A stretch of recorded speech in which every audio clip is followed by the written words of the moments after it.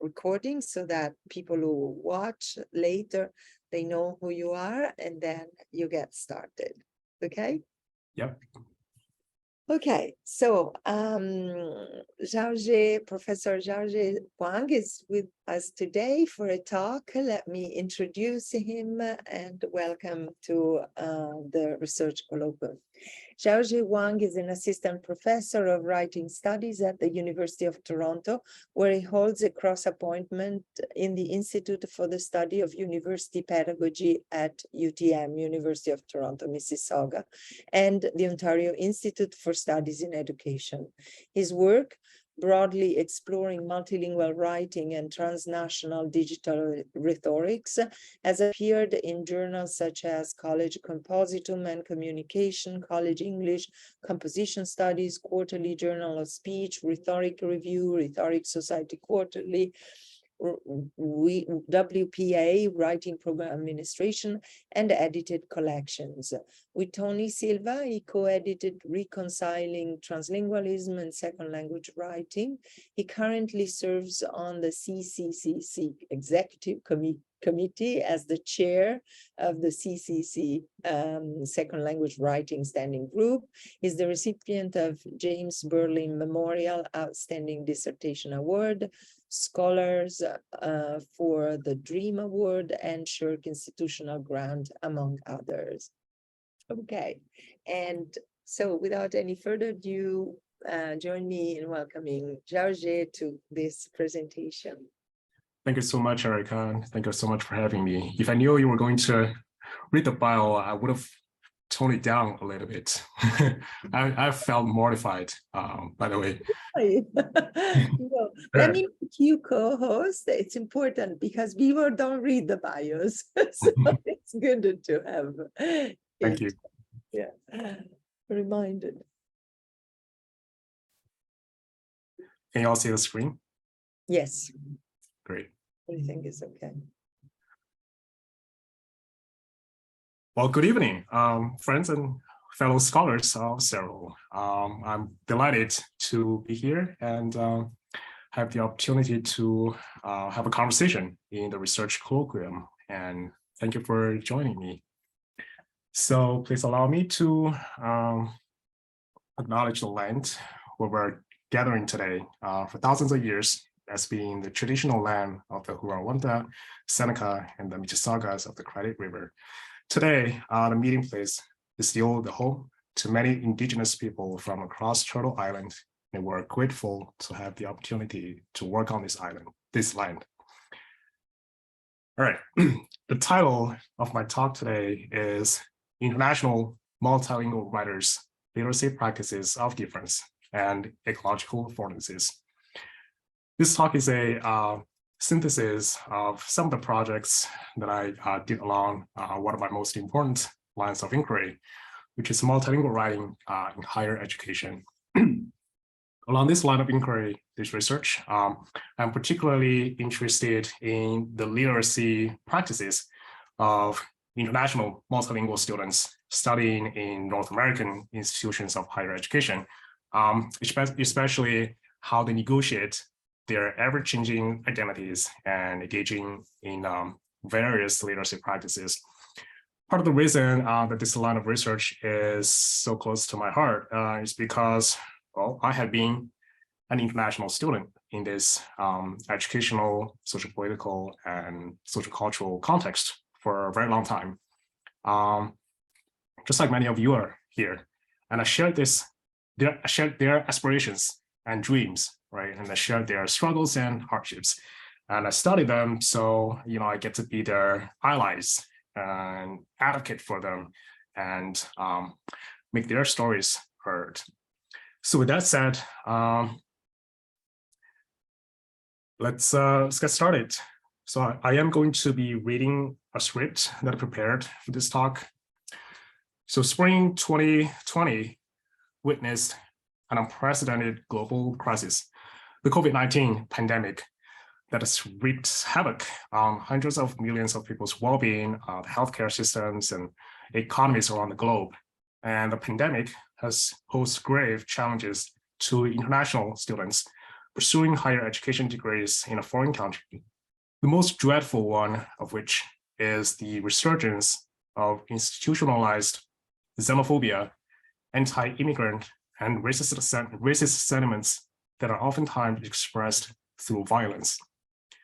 International students from East Asian countries bore the brunt.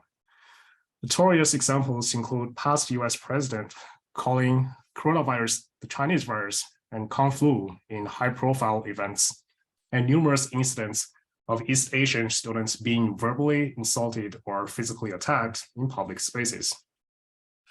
College campuses are international students' default sanctuary, occasionally turn out to be a breeding ground for tacit hostility. A recent case in point, or probably not that recent anymore, amid national headlines and provoked social media outrage. A medical professor at Duke University cautioned international students against speaking Chinese on campus in an email, quote, "To international students, please, all capitalized, keep these unintended consequences in mind when you choose to speak Chinese in a building," unquote. Well, we can lay all the charges against the pandemic and call it a day, but we all know it's not that simple. Despite the pandemic-induced travel restrictions and delays in processing legal documents, Canada welcomed a record number of more than 400,000 new international students in 2021, according to the IRCC's data, among whom more than 12% are from China. Meanwhile, the US hosted a total of more than 900,000 international students in 2021, according to the Open Doors report. Around 35% of them are from China. Note here, the numbers are not exclusive to higher education.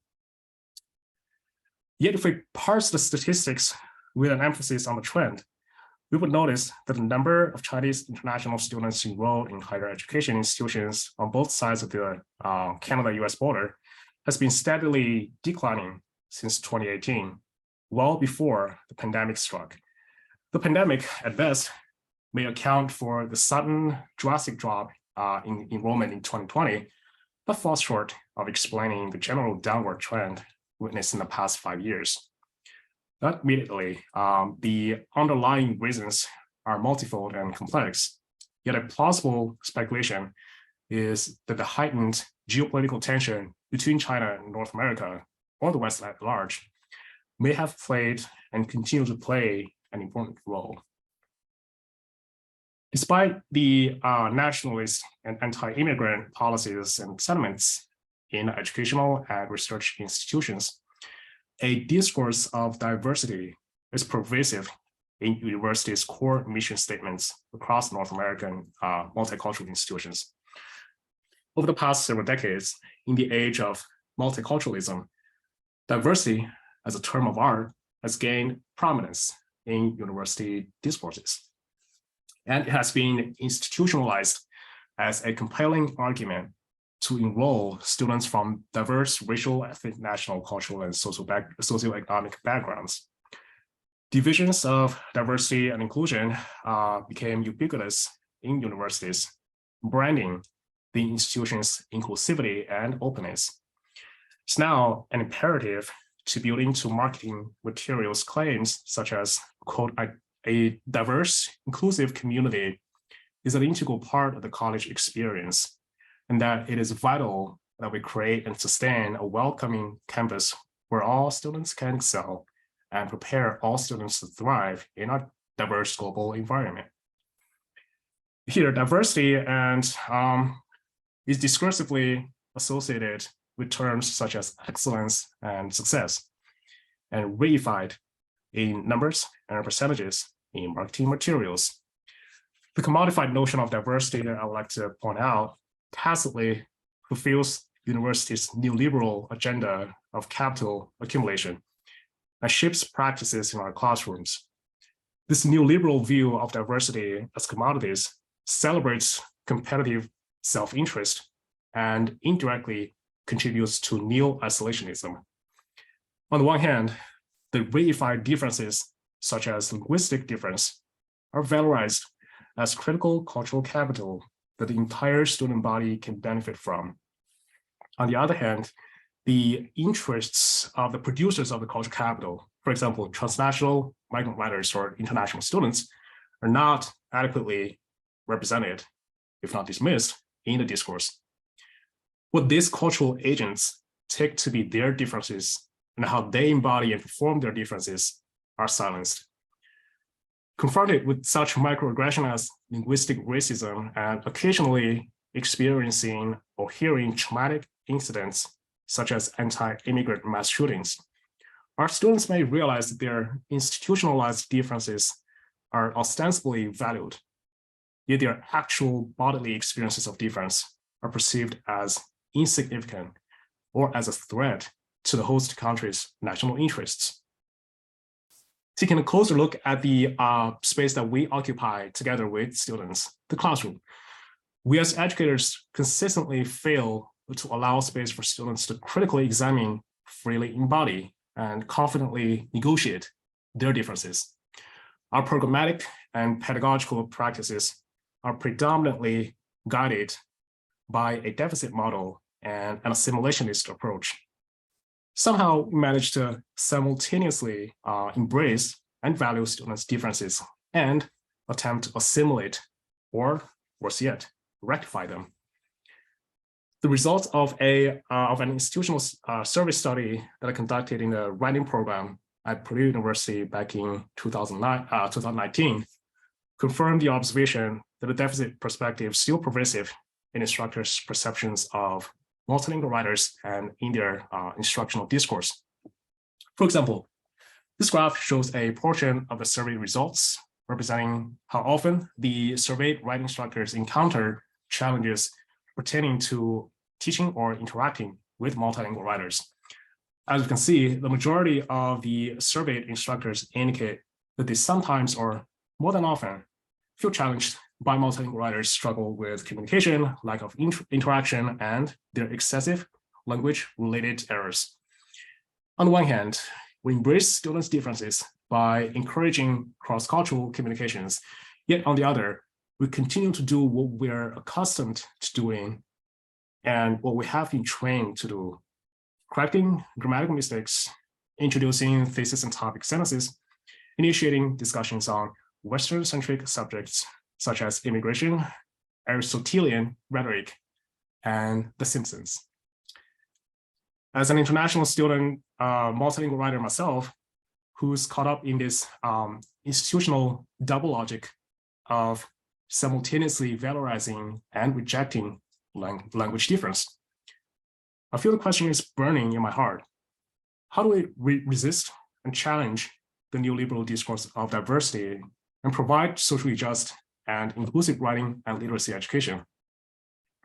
It's a huge question, and I know one research project will not get us close to solving it, but I also know where I can get started, and that is I start by understanding how multilingual writers practice their differences on their own terms through literary activities.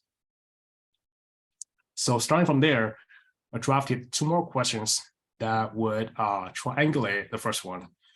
What are the ecological affordances that condition this writer's practices of their difference?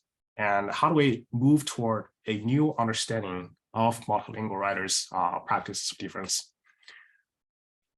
Back in 2016, Brian Ray and Connie Theodo characterized the surge in scholarly attention to the multilingual, translingual, and transnational dimensions of writing education as composition's global turn. There's been a consistent line of inquiry into multilingual, translingual, and transnational writers' literacy practices in an array of academic and social contexts. Here are a few notable book-length projects. They have contributed insights into who these writers are, where and how they practice literacy, and challenges they encounter, and what resources they mobilize. Following Freiberg's notion of composition 2.0, I would like to claim that literacy practices are not only multilingual and multimodal, but also situated, mobile, networked, distributed, and materially afforded and constrained. Studying multilingual writers' literacy practices in the era of Composition 2.0 calls for more sophisticated analytical approaches. So to unpack the intertwined relationships between literacy and practices of difference from an ecological perspective, I drew on theories of rhetorical ecology, network studies, and literacy sponsorship, and developed a framework that I call the economy of literacy affordances. This framework captures the dynamic ecological forces and relations that afford writers' literacy practices. The notion of literacy affordances as an economy borrows the term affordance from James Gibson's work, The Ecological Approach to Visual Perception, which essentially refers to what is available to the agent to do something with. By the economy of literacy affordances, I refer to an ecological construction and deconstruction of structural, semiotic, experiential, social, bodily, and material relations that afford or constrain the agents to rhetorically act and react through literacy practices. Allow me to unpack it a little more. So the relations represented within a particular economy of literacy affordances are differential relations between the agents and the ecology, including structures, symbols, languages, histories, social connections, bodies, and material things. These differential relations affect how the agent positions themselves within the milieu, makes meaning, evaluates circumstances, and ultimately takes action. The economy of literacy affordances are emergent, unstable, interdependent, and rhetorically powerful. How did I employ this framework to investigate multilingual writers' practices of difference? An economy of literacy affordances framework calls for an ecological approach, so I adopted the methodology of ethnographic case study because it allowed me, the researcher and research instrument, to culture myself with my participants as they see, think, learn, and grow, and to tease out how my participants shape and are shaped by their emerging and shifting affordances. I approached my 4 research participants in the summer of 2018. They were students from different writing courses that I previously taught at Purdue University. The data collection process took approximately 9 months. Specifically, I conducted observations at a range of sites, including classrooms, libraries, global tea shops, an auditorium, the recreational center, and so forth. In addition, I conducted semi-structured biweekly interviews with the participants. I also collected multimodal artifacts, including class assignments, collaborative projects, reflections, song lyrics, email exchanges, and course materials, including syllabi, assignment prompts, social media posts, pictures and videos of participants and their material surroundings, among others. In total, I conducted roughly 60 hours of observation sessions and 30 hours of interview sessions, and collected more than 100 pieces of artifacts, which were documented in field notes, memos, annotations, and reflections. I used analytical induction to analyze the large amount of data. This large amount of data and thick description in my draft make it impossible to flesh out in 40 minutes all the details of the multifaceted literacy practices my 4 participants were engaged in.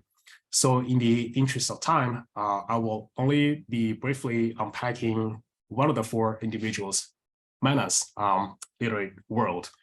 But I do want to briefly showcase some of the activities. For example, Janus engaged in writing for aviation management courses, working for a performing arts student club, learning Japanese, and constructing social media persona. Manna is a self-taught professional dancer. Many of her literacy practices revolve around her choreographic work. As a multilingual engineering major, she also sought training to become a writing-centered tutor. Bohan, on the other hand, redefined his disciplinary identity through writing to learn, and redefined his socio-disciplinary identity through his deep involvement in a robotics student club.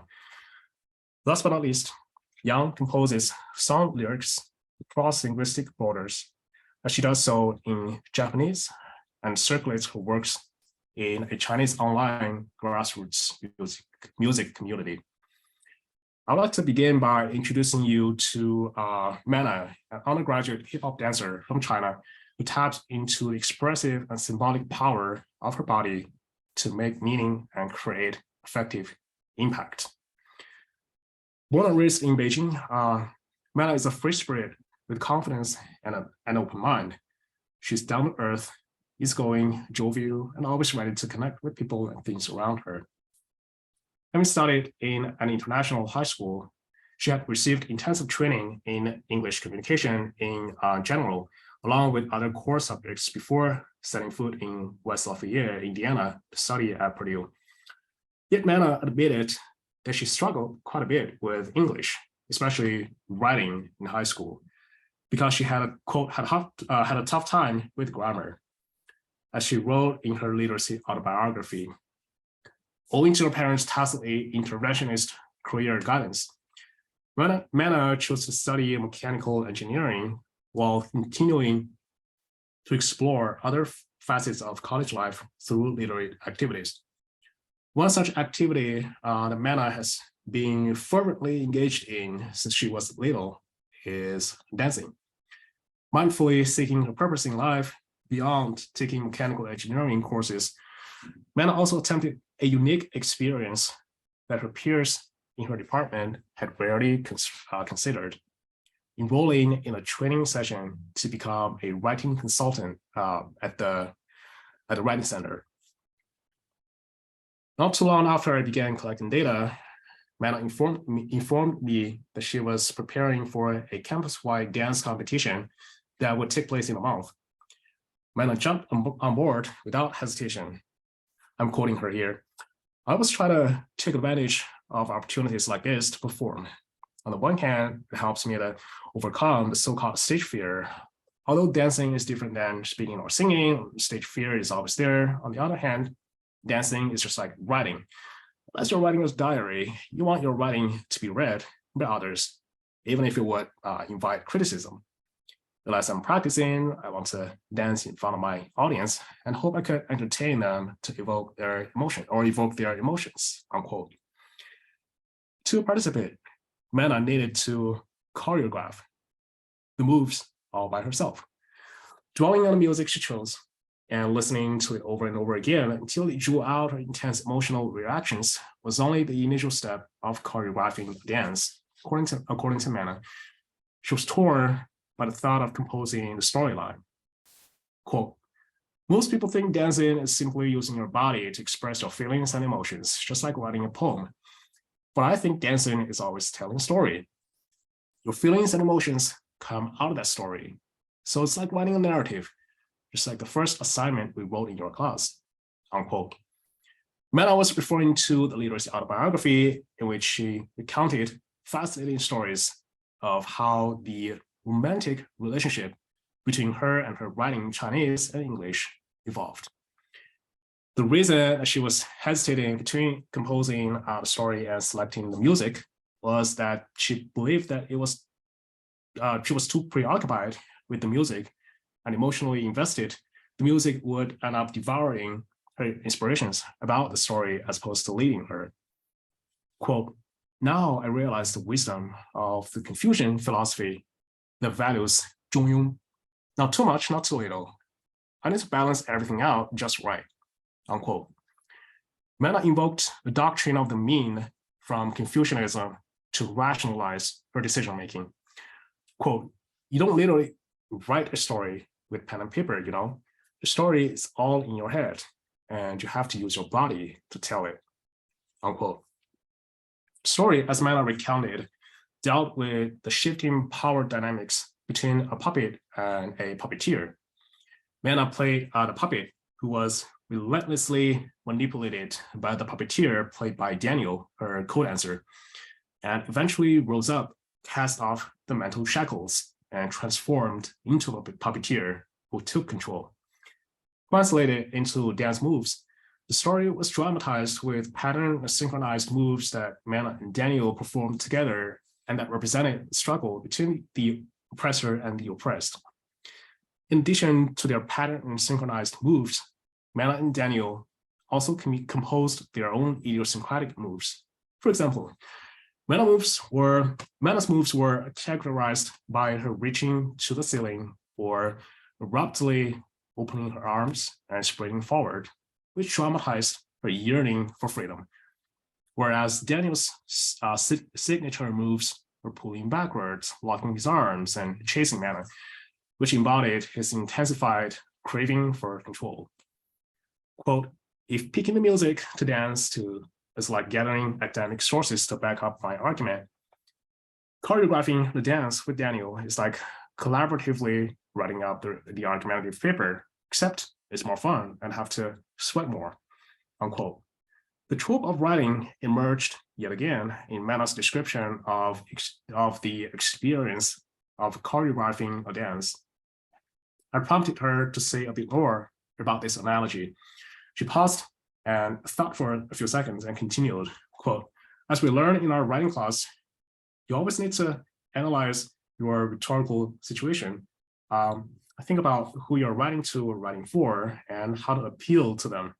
To create a dance out of nowhere, I need to picture my audience sitting or standing in front of me, cheering for me. Who would they be? Where would they come from? What would excite them or make them sad, angry, or even tear up? Also, what would the stage be like? Would it be a huge stage and far away from the audience, or would it be a small and intimate one? How would the speakers be set up? Where would the music come from? As for the story itself, we wanted to create a story that's understandable and relatable, but not too understandable and too easily relatable. Here's where choreographing a dance is different from writing a research paper. Dancing is a type of artistic expression, unlike other types of art, poetry and impressionist artwork. We want to keep our audience guessing and encourage them to interpret it in their own ways. But when writing a research paper, we always need to be as clear and straightforward as possible, unquote. Manna and her partner's performance at the competition was a success. Although it didn't win the grand prize, their innovative choreography and well-executed moves were recognized by the referee committee and earned them an honorable mention. Manna's dance world is rich in networked ecological affordances that together enabled her to practice her difference via a bodily modality. First of all, the campus dance clubs of which Manna was a member, dance moves familiar to Manna, basic choreographic principles, dance competition, music, the Manna selected, the competition referees, evaluation rubric, among many others, formed a nexus of structure and structural affordances within her literacy ecology. These indivisible and invisible structures enabled Manna to be highly visible on campus, especially within the Chinese undergraduate student community and the dance community at Purdue, by repositioning Manna within an institutional discourse, irrespective of her nationally, culturally, and linguistically intersectional identity. Second, most salient affordance in Manna's economy of affordance is Manna's body and its kinesthesia. Years of experience practicing different dance styles maximized expressive potential of her body and substantially extended her kinesthesia. Manna was critically reflective of the expressive capacity of her body and was able to transform her bodily affordances into discursive expressions that empowered her to create effective bonds with her audience through non-textual and non-representational means. Third, Manna's experiences of taking the introductory writing course, minoring in dance and reading the philosophy of Confucianism, afforded her tropes to reflect on her choreography. For example, the writing course she took added to her repertoire terms such as audience awareness and the structural and creative nature of writing, turned the process and rhetorical features of writing into tropes to discuss dancing. Courses Manna took in the School of Performance too afforded terminologies and concepts that enabled her to develop a meta-awareness of her kinesthetic expression. In addition, Manna's social affordances also constituted an integral part of her economy. Her memberships in 2 independent dancing clubs, mentor friendship with Daniel, and the connection built with the dance competition judge formed a convoluted relationship web that constantly provided social resources. These social resources then transformed into different ecological affordances when needs arose: moral support, professional guidance, co-dancership, feedback. These social affordances directly contributed to Manna's active construction of the dancer's persona. As the analysis shows, Manna's structural, semiotic, experiential, social, and bodily affordances are emergent, dynamic, and transformative. Inhabiting this ecology of affordances, Manna was rhetorically sensitized to problematize her oversimplified institutional label of international student and carve out her own space of difference on the dance floor. What I've shared is but one vignette drawn out of one participant's literary world. Ultimately, what did I learn from this ethnographic case studies of 4 confident, competent, globe-trotting, and cosmopolitan individuals?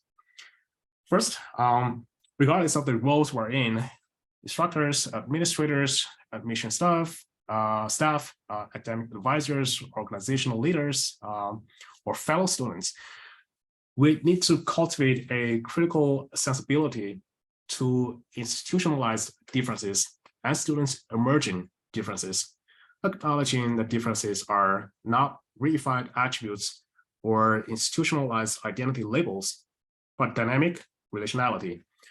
As the narratives of the cases suggest, international multilingual students do share certain similar literacy experiences. We do encounter certain similar linguistic, cultural, and social hurdles, and thus need substantial systematic institutional support. Yet affinities do not justify simplicity when it comes to providing equitable educational experience. The constantly emerging differences that students perform through their literacy practices demand adaptive and dynamic approaches and our willingness and skills to observe, lean in, listen, and participate. Second, we also recognize that students perceive and practice differences differently, and through various literacy activities of reading, writing, learning, living, interacting with humans and non-human things, embody them, feel them, see them, hear them, ponder them, question them, dismiss them, resist them, embrace them, leverage them, showcase them, and eventually live with them. Behind every verb, we can easily find students' lived experiences that endorse it. Difference is what we do, embody, and perform, rather than discursive technology that designates or categorizes. It is not something that can be picked down and articulated until it is associated with an action. And there's no single way of doing difference. As the participants' lived experiences demonstrate, differences they practice through literacy activities range from the already institutionalized ones, such as language and nationality, to the emerging ones, such as creative expression through bodily movement and mobilization of social resources in diverse cultural groups. In any case, the 4 highly resourceful and astute individuals, time and time again, defied through their literacy engagement stagnant societal and institutional difference labels that categorize them, and presented themselves as mobile literacy agents that are capable of traversing and inhabiting multiple social, cultural, linguistic, and disciplinary spaces, and adapt their differential relations with their constantly changing economies.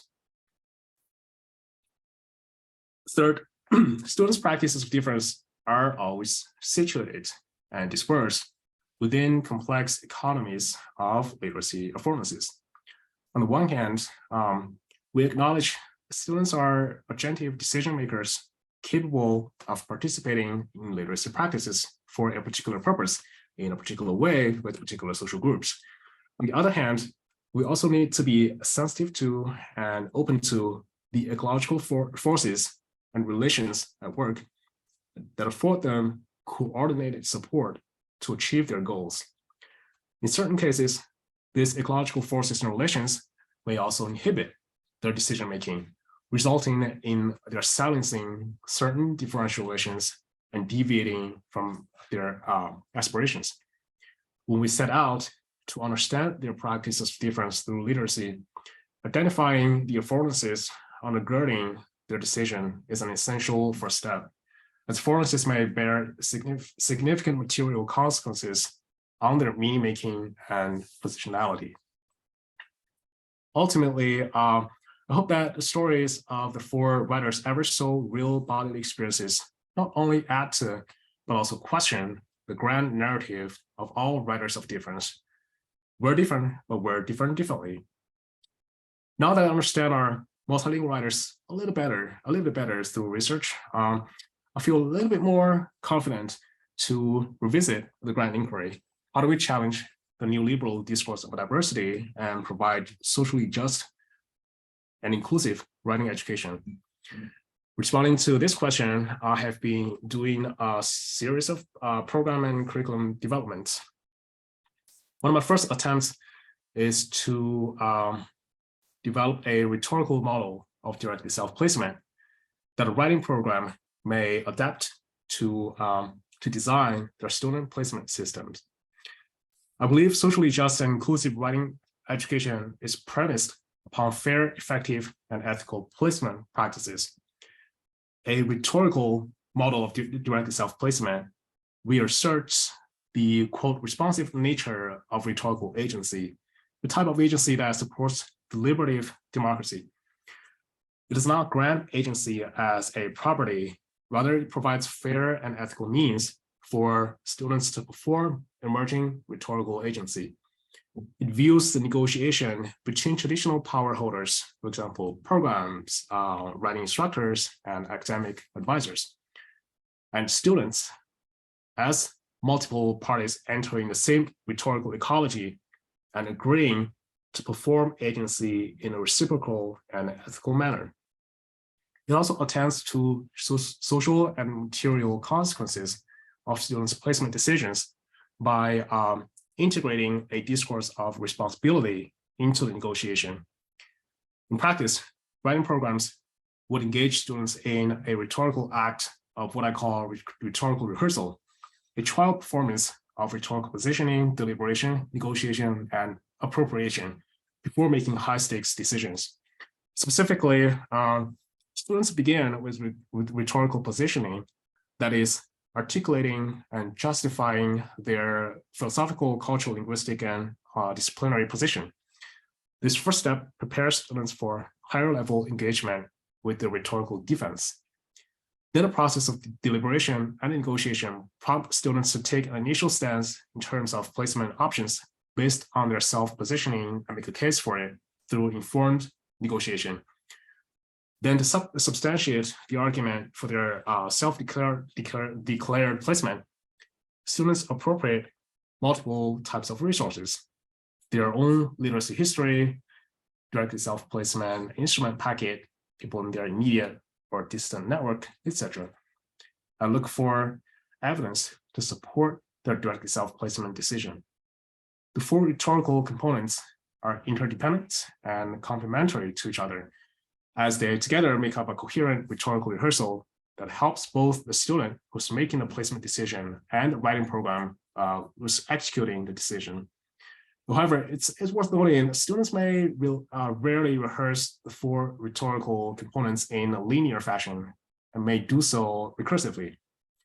During a DSP rhetorical rehearsal session, the writing program will distribute each student a digital packet that contains the instructions, usually an introduction to the program and curriculum, a typical directed self-placement questionnaire collecting students' basic information about students' literacy history, a prompt that guides students to write a literacy history essay that complements the questionnaire, and a prompt that directs students defend their placement decisions.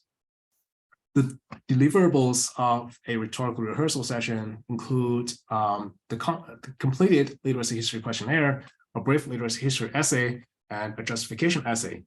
Students will present the deliverables in the form of a DSP portfolio to their trained academic advisors, who will then review their portfolios and revise placement recommendations if need be. In this way, the responsibility is distributed across different stakeholders: students, writing program administrators, and academic advisors within the rhetorical ecology where negotiation takes place. The twin pillars of directed self-placement, which are guidance and choice, remain intact. Negotiation, the third pillar, is what distinguishes the rhetorical model of DSP. Through rhetorical rehearsal, students essentially participate in an intensive training session in which they practice synthesizing sources of information and making a case for their placement decision that bears consequences. The writing program, on the other hand, may avert making placement decisions based on arbitrary class-marked or simply irrelevant criteria, rather than the needs of each student. Ensure that the intended or claimed effects of a writing program's self-placement decisions are aligned through negotiation. Next, to create a space for the performance of linguistic difference in my writing classroom, I designed and piloted an orthographic assignment, which created a safe contact zone for writers to practice their emerging differences, position themselves in relation to the perceived asymmetrical power relations, and ultimately cultivate a rhetorical sensibility to linguistic justice. The assignment is titled An Orthography, which was introduced to my students during the third week. Orthography as a rigorous qualitative research methodology has long been practiced in academic disciplines such as anthropology and education.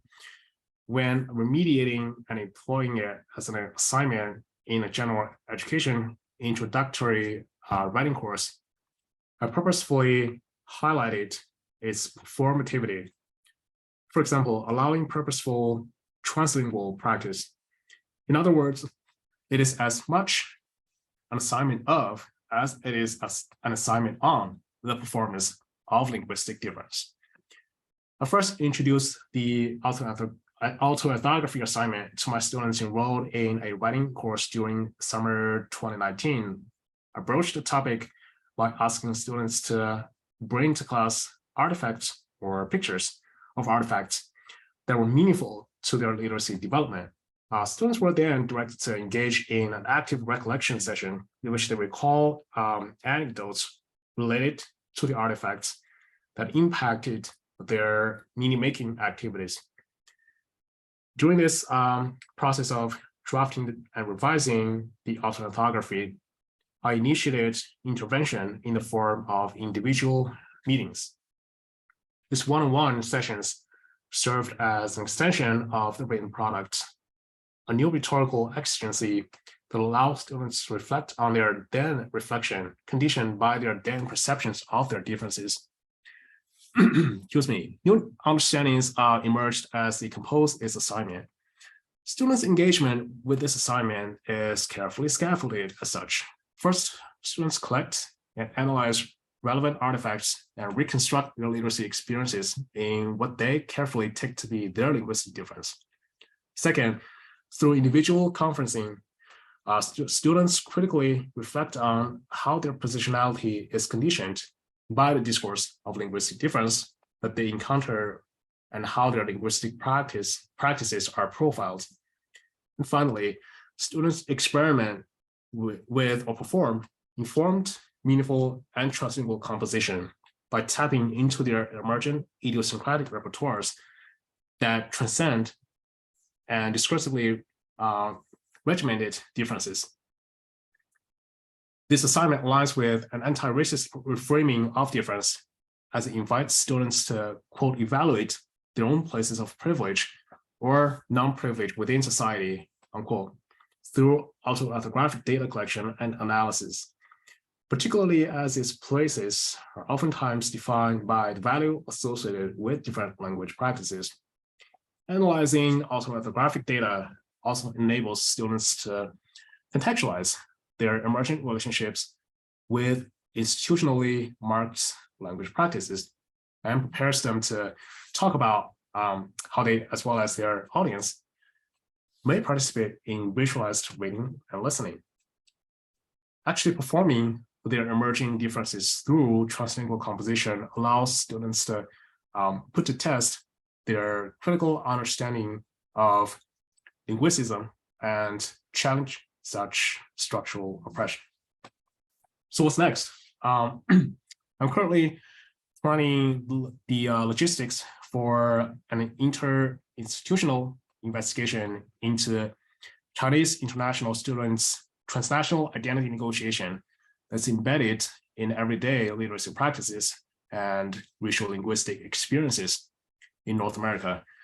I'm collaborating with Dr. Chen Zhang, who's based at Northeastern University in Boston, seeking more international collaborations across North America so that we can have better representation in our data set.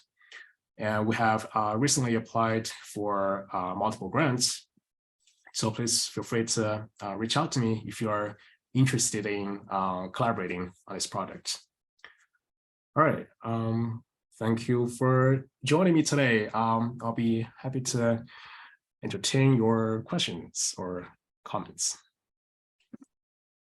Thank you very much, Zhaozhe, for this interesting